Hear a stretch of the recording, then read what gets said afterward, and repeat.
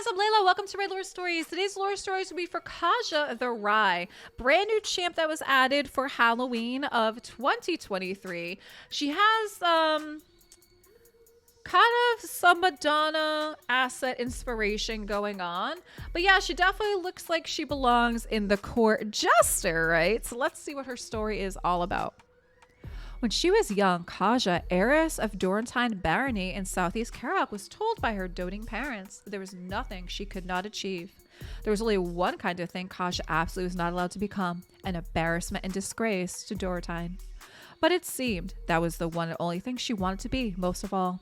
From the moment she began to speak, straight through her violently turbulent teenage years, she questioned and criticized every aspect of her cushioned existence. Tutors, priests, counselors, drill masters, and her beleaguered parents alike all tried to mold her, and each failed.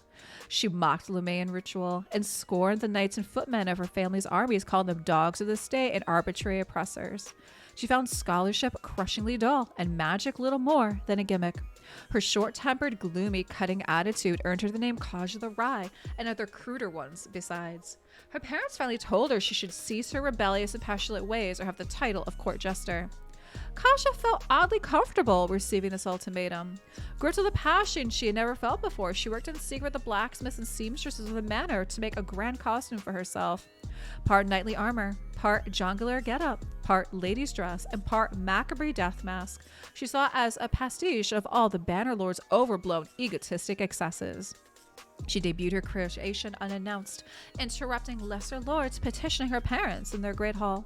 She captured attention of everyone with her high, clear, commanding voice, improvised dance, table-stopping acrobatics, and the splattering of a melon with her fool's head bobble. Her shameless display was so effortlessly compelling that no one interrupted her. After a while, some of the noble plaintiffs grew increasingly entertained by her antics, forgetting the awkwardness of her unwarranted intrusion.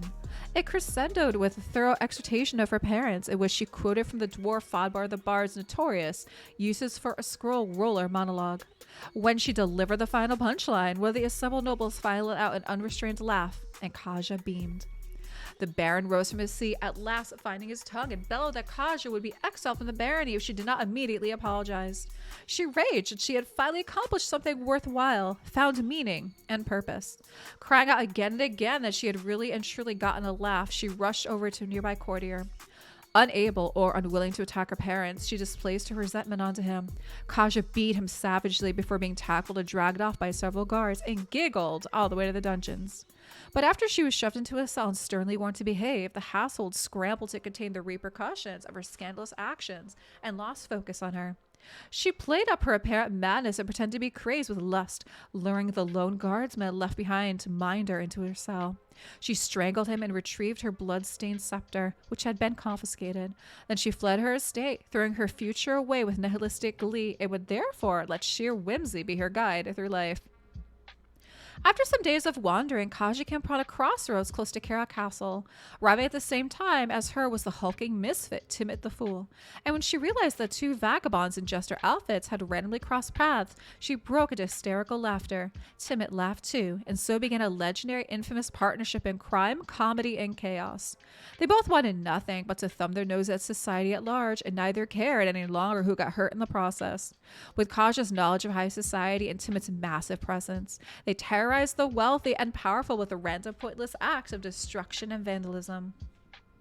One of their first escapades was toppling a new and expensive equestrian statue set up by one Lord Jurius Vasquan. As Timid cracked the horse's legs one by one, Kaja stood on top of the bronze Vasquan's head with perfect balance. When Vasquan's troops came to apprehend the two, they fought together like madmen, misdirecting and humiliating their opponents with noisemakers and flourishes of confetti before delivering fatal blows. From there, the antics only increased in savagery and ambition.